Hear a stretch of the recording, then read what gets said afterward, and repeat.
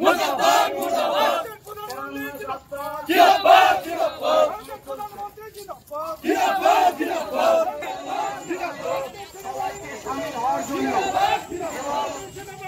22 তারিখে নিরীহ 22-24 জন মানুষকে বেছে বেছে চিহ্নিত করে যে গণহত্যা করা হয় তার ধিক্কার জানাই আমরা এবং সেই প্রতিবাদে আমাদের ধন্যবাদ জানাই। সেই ধন্যবাদ জানিয়ে আমাদের যে ভারতব্যাপী তেরঙ্গা যাত্রা চলছে তারই অংশ হিসাবে আমরা আমাদের কালাগঞ্জ আলোড়নী সংঘ মাঠ থেকে আমাদের এই তেরঙ্গা যাত্রার কাজ এগিয়ে চলছে। আমরা এলাকার মানুষের কাছে আবেদন রাখবো, দলমত জাতি ধর্ম বর্ণ শেষে এই তেরঙ্গা যাত্রায় অংশ নিয়ে আমাদের বীর সাহসী সেনাবাহিনীকে আমরা আজকে আমরা কালাগঞ্জ আলোড়নী মাঠে থেকে তিরঙ্গা যাত্রা বের করেছিলাম। সেটা আলোড়নী মাঠ থেকে বেরোয় এসে চোপড়ার বিডিও অফিস থেকে থানা মাঠ হয়ে আমরা এখানে শেষ করলাম। আগামীকাল উত্তরবঙ্গে আলিপুরদুয়ারে হচ্ছে প্রধানমন্ত্রী সভা হয়েছে, বলবেন? আমরা মোদিজিকে ধন্যবাদ জানাই, আর আমরা ওখানে কালকে যাচ্ছি, ওনার জনসভায় যাব। আমরা এই পহেলগাম ঘটনার পরে এমনকি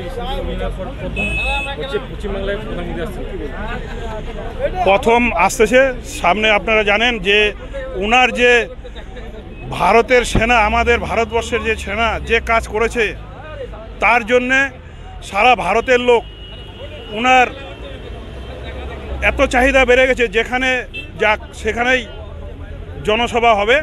আমরা আশা করি 1 মাসের মধ্যে আরও একটা জনসভা হয়তো শিলিগুড়িতে হবে।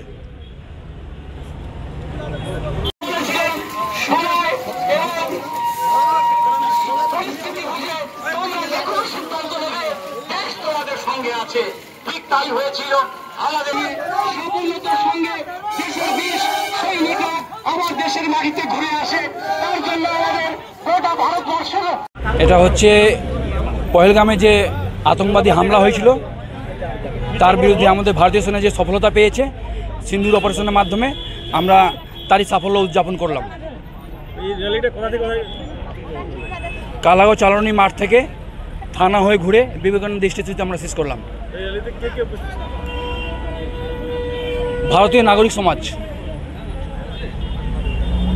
কি মনে হচ্ছে এই পহেলগামের ঘটনার পরে কি মনে হচ্ছে?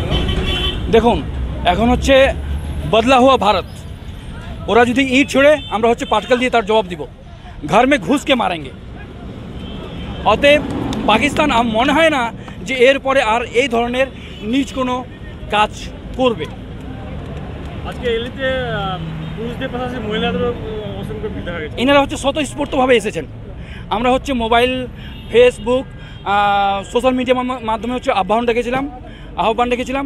ওনারা হচ্ছে স্বতঃস্ফূর্তভাবে এসেছেন। আপনার নাম? সুরেন্দ্র প্রসাদ, 1 নম্বর মণ্ডল সভাপতি।